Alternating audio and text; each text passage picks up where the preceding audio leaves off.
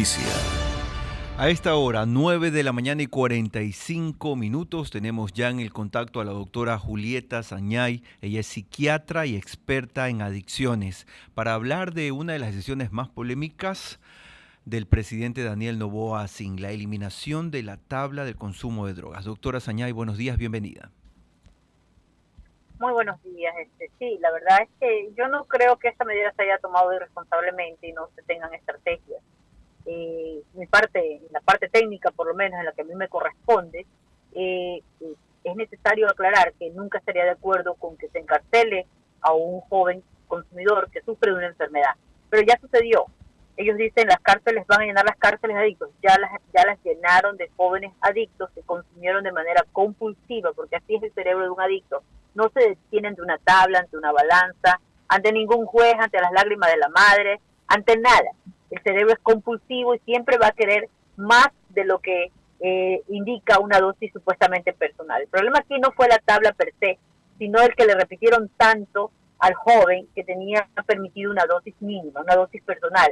Y esto ocurrió en Colombia en el 2005, cuando ya las universidades presentaron estudios de que se aumentó la violencia, se incrementó la edad de inicio del consumo, disminuyó a 10, 12 años, lo que está pasando acá en Ecuador. Entonces el expresidente Uribe dio un paso para hacer reformas, pero sin criminalizar. Otorgó herramientas a los jueces para que puedan sentenciar a los verdaderos narcotraficantes y no criminalizar a los adictos. Se prohibió el uso del consumo de drogas en lugares públicos y obligó al Estado a dar tratamientos. Allá están en la vanguardia en los tratamientos de las comunidades terapéuticas que el Estado paga por 6 meses y políticas de prevención. Entonces, ¿qué se requiere aquí? Se requiere darle un mejor entendimiento a esta enfermedad. Por ahí hay un abogado me menciona por ahí diciendo que está una psiquiatra loca ahí. No, yo soy la persona que llevo 20 años tratando a los pacientes, y en el 2015, cuando promovieron esta situación, no la tabla, sino el hecho de decirle dosis personal, hicieron que los jóvenes experimentaran drogas, sin contar de que a la tercera, sexta dosis, que fue regalada, fíjese, la H, el problema con la H, la droga siempre existió, la tabla siempre existió. El concepto lo que hizo fue revisar los umbrales y socializarlo de una manera muy irresponsable. Y unos umbrales que ni siquiera corresponden al consumo real, porque nadie consume 0.1 gramo de heroína. El punto entonces está, doctora, en los umbrales, y quizás por allí pudo haber un par de días más para analizar esa situación, quizás en reuniones un poco más proactivas o definidas con el Ministerio de Salud. ¿Por allí debió ir, o ya una vez que está tomada la decisión solo nos toca llorar sobre la leche derramada? Mire, yo no puedo decir esto al público porque los pacientes me entenderían mal y dirían, la doctora está diciendo que nos droguemos más. El umbral no corresponde. Ahí dice 0.1 gramo de heroína y un adicto a la H consume 3 gramos, o sea, 3 gramos. ¿Y por qué tiene que consumir eso? Como le dije, se la regalaron en el colegio 3 veces. Ya se hace dependiente. A las 2 horas te tiene la abstinencia, el dolor, la ansiedad, el insomnio, y tienes que robarlo, mentir, hacer lo que sea por tener tu segunda dosis.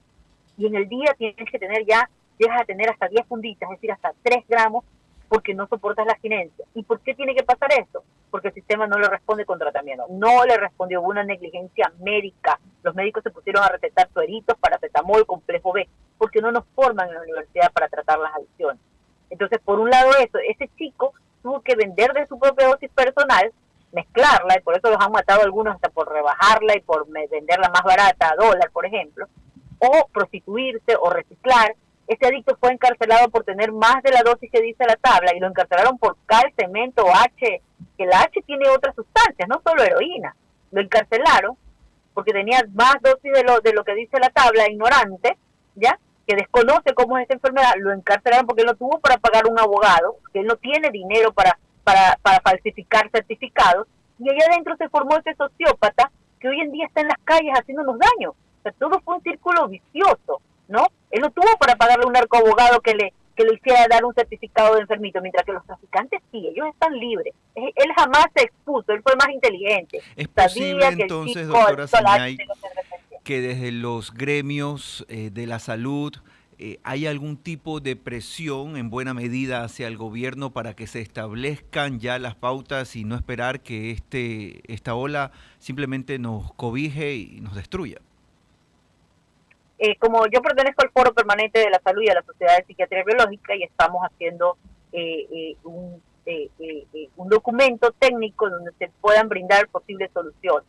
Lo primero es, porque a mí me preocupa que esto se haga una cacería de brujas con los adictos, me preocupa que ahora estén consumiendo dentro de casa y agredan a su familia o la familia los autonomilice y haya casos de sobredosis o de intoxicación o que la familia los encadene, ¿no? Es preocupante esto, ¿no? Y que haya abuso de autoridad como ya lo hubo. Entonces estamos haciendo, estas medidas debieron tomarse con estrategias técnicas. Primero, abrir los hospitales, que los hospitales sean capaces de tener áreas de desintoxicación para que la madre pueda llevar a su hijo y en 10 días eliminar la droga del cuerpo y revisar qué tratamiento de rehabilitación le pueda funcionar, ya sea con un psicólogo, otro le sirve. Ahí regresa la voluntad recién, porque la droga secuestra el juicio, la voluntad, se anula la moral, la vergüenza, todo esto se borra. Entonces, una vez eliminada la droga del sustrato cerebral, el joven y la madre puedan buscar rehabilitación. Se necesita abrir los hospitales. Uno, que los jueces tengan instrumentos, varios instrumentos para hacer el diferencial, no solamente una tabla, asesoramiento técnico, un peritaje forense, una escala para sentenciar, que como las cortes, así como hay cortes de tránsito, de niñez, de la adolescencia, que haya cortes especializadas en estos temas y ya no se encarcele más a los pacientes adictos que estaban quizás, y poder diferenciar quién está vendiendo la droga, porque por ejemplo ya hay una dosis, 30 fundas de H, por ejemplo, ya no es apta para el consumo humano, ya te mueres, pues. De hecho, no vas a poder decir que eres consumidor. Y generalmente el que vende droga no consume la misma droga, generalmente. Entonces hay muchas formas, no por el hecho de que tú tengas droga en tu poder te hace vendedor.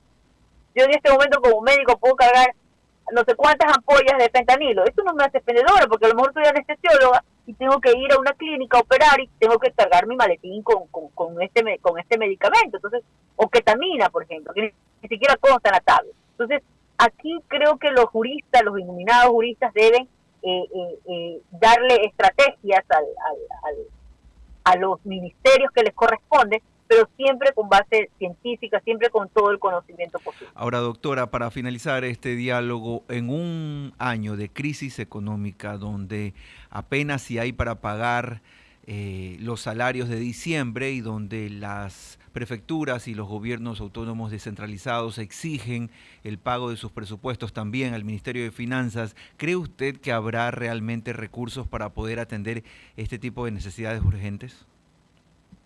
Mire, si tuvieran mis capacidades, en este momento no hay formación de profesionales, pero los médicos generales están preparados para atender esta emergencia que se puede venir.